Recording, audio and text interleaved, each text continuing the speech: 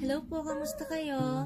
Ang niluto ko ngayong gabi napakasimple pero super sarap. So, ang niluto ko is a simpleng baked okra at 3 klaseng ukoy. So, itong 3 klaseng ukoy is tilapiang ukoy, okrang ukoy, at talong na ukoy. O, diba? Okay na okay. So, simulan na natin. So, this is my okra. I-bake ko lang siya. So, first thing, I need to put my oil. Actually, this oil is this oil. I used it from my burrito last night. So, oops. Okay. And then, I add my super seasoning. Alam niyo naman kung anong consist ng aking seasoning. Sa nauna kong video, inilagay ko doon kung anong consist ng aking seasoning. So, ito po, haluin lang natin para lahat magkaroon ng magandang lasa. And then, ilalagay lang natin sa pan. Actually, pwede nyo siyang iprito or ilaga, pero mas bet ko to. Kunting mantika, tapos seasoning, tapos bake. So, madaling lutuin. So, ito na nga ang aking okra. Pwede na siyang i-bake. Ngayon naman, habang niluluto ko ang aking okra, i-prepare ko naman itong aking mga talong. Ihawin lang natin ang talong bago gawin yung ukoy. Oops. Bango-bango naman, gutom na ako. Nakakamiss talaga yung ganitong ulam. Madali para sa aking balatan kapag nilalagay ko sa malamig na tubig. So, ito na yung talong na binalatan ko. Supposed to be hindi ganito. Dapat buo. Nadurog ko yata. Pero okay lang. Kasi talong pa rin naman to eh. Ito yung gagamitin kong ingredients para sa talong na ukoy. So, meron tayo ditong egg na binati. And then, eggplant na inihaw. Then, binalatan. And then, green onions. And then, this is the all-purpose flour, and then this one is the cornstarch, and then I have here cooking oil, and then yung seasoning ko is meron na siyang paminta, and then bawang, sibuyas, at saka sili. Pero kung hindi pa enough yung anghang, pwede nyo dagdagan ng chili flakes. Naisip ko lang kung pwedeng iukoy ang talong, why not okra? Diba? So, gawin natin. Mag-experiment tayo.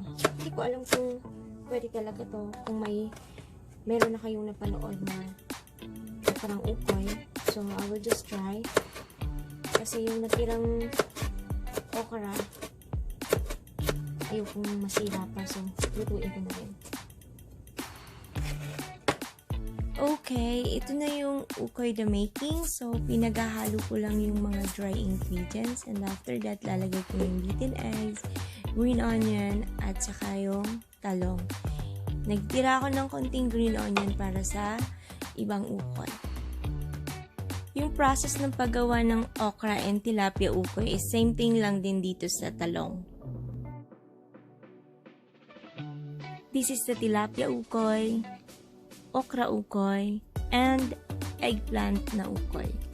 So now, let's start cooking.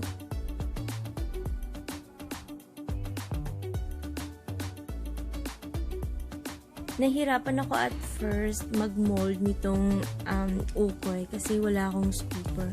Mas okay sana kung meron kayong gamit na scooper tapos ipa-flatten nyo lang dito sa kawali.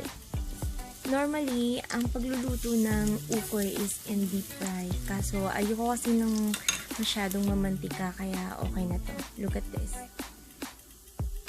So, perfectly cooked. Kaya, okay lang. Ito na yung baked okra, katabi ng masarap na sausawan. Here we go. This is my ukoy na ukoy. Wow! Looks yummy.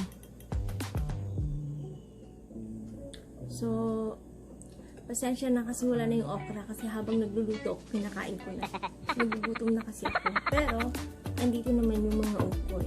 So, tikman natin yung fish tilapia. So, try with the suka.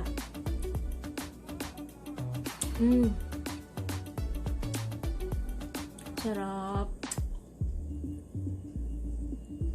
The okra.